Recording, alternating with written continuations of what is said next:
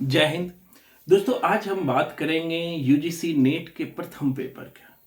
क्या आप भी प्रथम पत्र में 10 से 15 या अधिक से अधिक 20 सवालों से ज़्यादा नहीं बना पाते हैं?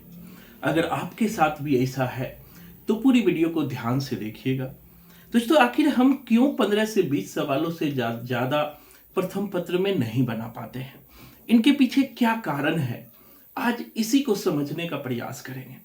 जो पहला कारण मुझे लगता है पिछले 10 साल के टीचिंग एक्सपीरियंस से, कि हम कभी सिलेबस नहीं देखते हैं।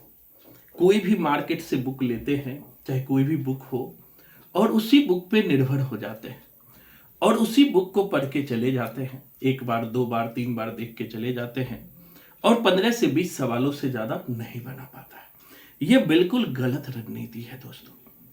दूसरी बात कि हम पिछले 10 साल में जो सवाल पूछे जा रहे हैं उनके नजदीक नहीं रहते हैं, उनके नजदीक जाके काम नहीं करते हैं।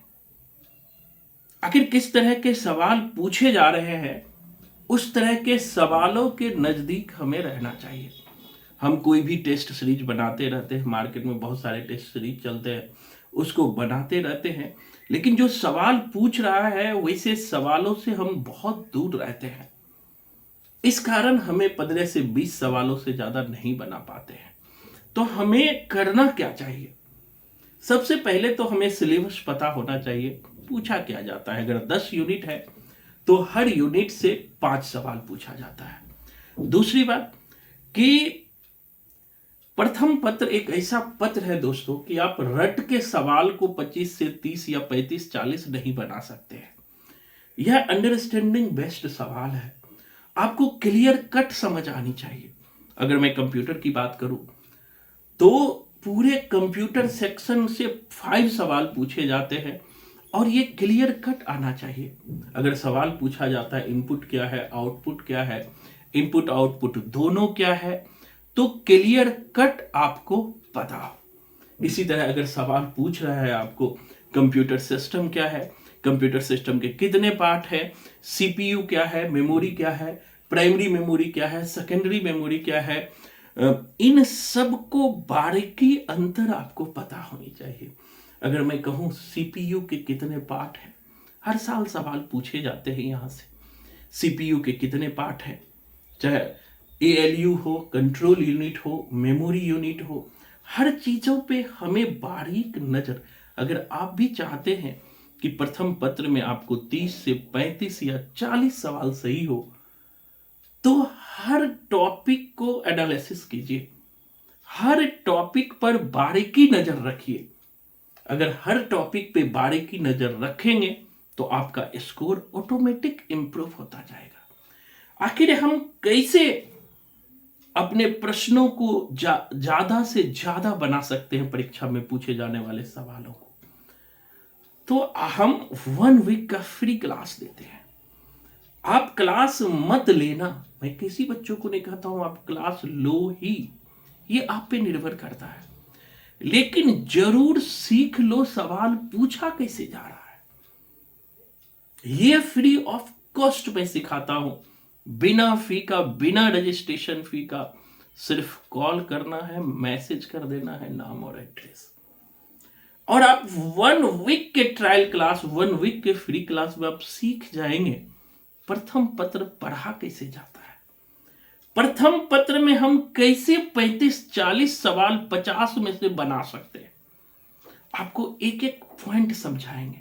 अगर मैं कंप्यूटर सिस्टम पढ़ा रहा हूँ तो आपको हार्डवेयर समझाऊंगा, सॉफ्टवेयर समझाऊंगा, सॉफ्टवेयर में भी सिस्टम सॉफ्टवेयर समझाऊंगा, एप्लीकेशन सॉफ्टवेयर समझाऊंगा, यूटिलिटी सॉफ्टवेयर समझाऊंगा, सर्च इंजन क्या है, वेब ब्राउजर क्या है, ऑपरेटिंग सिस्टम के कितने पार्ट है, इन सब को बारीकी से मैं बताता हूं और कोडिंग से बताता हूं। जैसे साहित्य हम कोडिंग से काम करते हैं, वैसे संपूर्ण फर्स्ट पेपर कोडिंग से काम करते हैं और लिखित गारंटी देते हैं स्टम्प पेपर पे कि अगर आप क्लास से जुड़ते हैं तो आपका रिजल्ट होगा। अगर लेकिन फिर भी आप नहीं चाहते जुड़ना, कोई बात नहीं, लेकिन सीख जरूर लीजिए। मैं उन बच्चों के लिए भी चाहता हूं जो बच्चे हमारे पास नहीं पढ़ रहे हैं, वो खुद से तैयारी कर रहे हैं, वो भी प्रथम पत्र में अच्छे स्कोर करें। एक बात ध्यान रखिए, जब तक प्रथम पत्र में अच्छे स्कोर नहीं करेंगे दोस्तों, रिजल्ट सिर्फ आपके सेकंड पेपर के आधार पे नहीं हो सकता है। ये मैंने देखा हुआ है, कितना भी सेकंड पेपर में मेहनत कर लीजिए, अपने सब्जेक्ट में मेहनत कर लीजिए, अगर प्रथम पत्र में अच्छे स्कोर नहीं है तो कहीं ना कहीं स्कोर कम हो जाता है और रिजल्ट नहीं होता। अगर गलती से नेट हो भी गया तो जेआरएफ नहीं होता है। इन चीजों को ध्यान रखिए, बार बार मैं इन चीजों को कहते रहता हूं।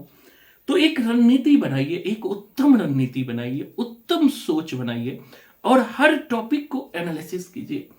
पिछले 10 साल के प्रश्नों को देखिए, आखिर सवाल पूछा किस तरह जा रहा है, क्या हम जो पढ़ रहे हैं सवालों के नजदीक हैं, चाहे वो कंप्यूटर के सवाल हो, चाहे टीचिंग एप्टीट्यूड के सवाल हो, चाहे वो रिसर्च के सवाल हो, चाहे वो हायर एजुकेशन के सवाल हो, चाहे वो डीआई के सवाल हो, चाहे वो मैथ का सवाल हो, चाहे वो रीजनिंग का सवाल हो, चाहे वो पॉलिटी का सवाल हो, हर सवालों को चैप्टर वाइड एनालिसिस कीजिए। हर चैप्टर को कम से कम 15 से 20 दिन पढ़िए, एक एक चीजों को तोड़िए। एक बहुत बड़े दार्शनिक हुए हैं दोस्तों डेकार्ट, वो कहते थे I think therefore I am, मैं सोचता हूं इसलिए मैं हूं। साथ ही वो कहते थे कि हर चीज को टुकड़ों में तोड़ो, हर चीज को बांटो। अगर मैं आपको कहूं कि 500 पेज का बुक 1 महीने में पढ़ जाओ, 2 महीने में पढ़ जाओ, तो आपका सर दर्द करने लगेगा। लेकिन उसी 500 पेज को हम 30 भागों में, अगर 2 महीने पढ़ना है, 60 भागों में बांट दिए, फिर ऑटोमेटिक अगर हम 60 भागों में बांट दिए तो हर दिन हमें 10 पेज हो गया। 600 पेज का बुक अगर है तो 10 पेज हो गया। 10 पेज को तो हर दिन हम पढ़ सकते हैं। इस तरह 2 महीने में हम अच्छे से तैयारी कर सकते हैं। तो हर पहलू को टुकड़ों में तोड़िए। खास के फर्स्ट पेपर का सवाल आपने देखा होगा कि आप कितना भी पढ़ के जाइए, कितना भी पढ़ के जाइए, आपको रटा हुआ चीज नहीं आता है। फर्स्ट पेपर आपके अंडरस्टैंडिंग को देखता है, आपके टेक्निक को देखता है, आपके सोचने के लेवल को देखता है, आप प्रोफेसर बनने लायक हैं या नहीं है ये देखता है।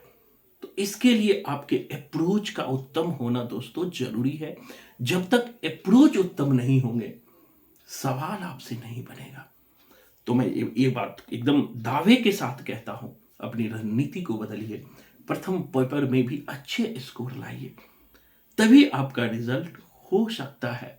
और जैसा मैंने कहा कि आखिर अगर आप चाहते हैं कि प्रथम पेपर में कैसे अच्छे स्कोर लाया जा सकता है, तो 1 वीक मेरा क्लास लेकर देखिए। अभी भी हमारा भी प्रथम पत्र हमने शुरू भी किया है। वीक में 3 क्लासेस ही होती है। 1 वीक क्लास लेकर देखो, फिर देखना आप में इंप्रूवमेंट होता है या नहीं। अगर इंप्रूवमेंट नहीं होगा तो जीवन में कभी मेरा वीडियो मत देखना, और रेड कलम से लिख लेना कि सर का वीडियो आएगा तो मैं बिल्कुल नहीं देखूंगा और डिसलाइक करूंगा। मैं गारंटी देता हूं, वो भी लिखित कि आपको समझ आएगा। धन्यवाद। जय हिंद।